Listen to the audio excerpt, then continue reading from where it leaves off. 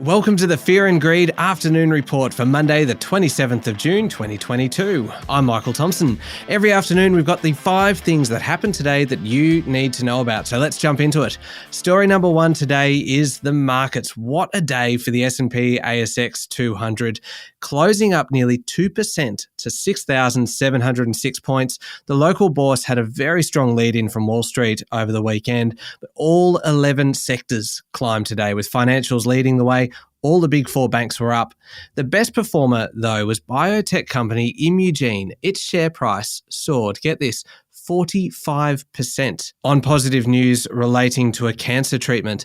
After taking a beating lately, lithium stocks had a great day too. Core Lithium and Liontown were both up more than 11%. Sports betting company PointsBet climbed almost 12.5%.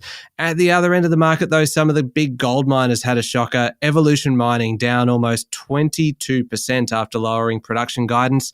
Northern Star Resources closed down nearly 12%, and Newcrest was 5.6% lower. Story number 2 today, 5 weeks in, and Prime Minister Anthony Albanese is still setting a cracking pace, particularly when it comes to international relations. He took off last night for the NATO meeting in Madrid, and on his way stopped at the Australian airbase in the United Arab Emirates. It's his first visit to Australian troops overseas since becoming Prime Minister. Before he took off for Europe, though, he apparently had a phone call with Prime Minister Sogavare of the Solomon Islands.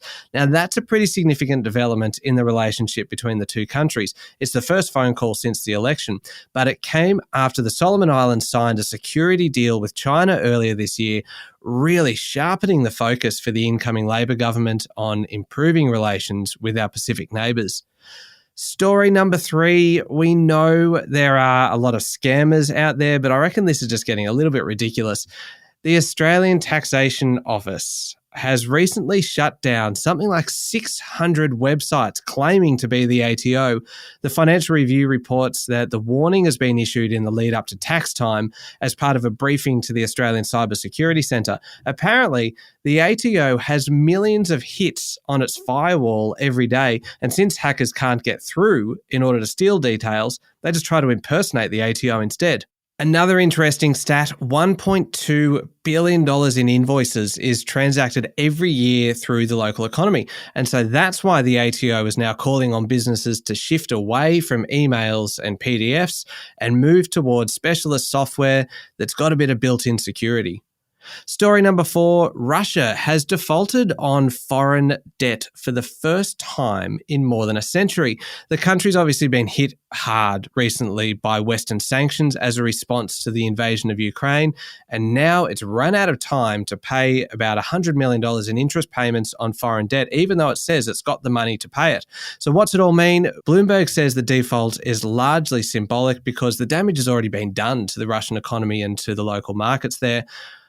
Worth noting, though, the last time this happened was more than 100 years ago in the wake of the Russian Revolution when Lenin was running the country. Pretty extraordinary. Story number 5, it's hardly news, really, but there is big money to be made in social media, and TikTok has a new top creator. 22-year-old Khaby Lame has almost 150 million followers on TikTok and has raked in about $20 million so far. Apparently, he makes about $70,000 per sponsored video. Not bad. And if you think it's impressive for a 22-year-old to be such a high achiever, consider this. The person Khaby Lame passed to become the most popular TikTok creator in the world was just 20 years old and making about $25 million a year. That's it for the afternoon report for Monday, the 27th of June, 2022. Adam Lang and I will be back tomorrow morning for the Tuesday edition of Fear and Greed. I'm Michael Thompson. Enjoy your evening.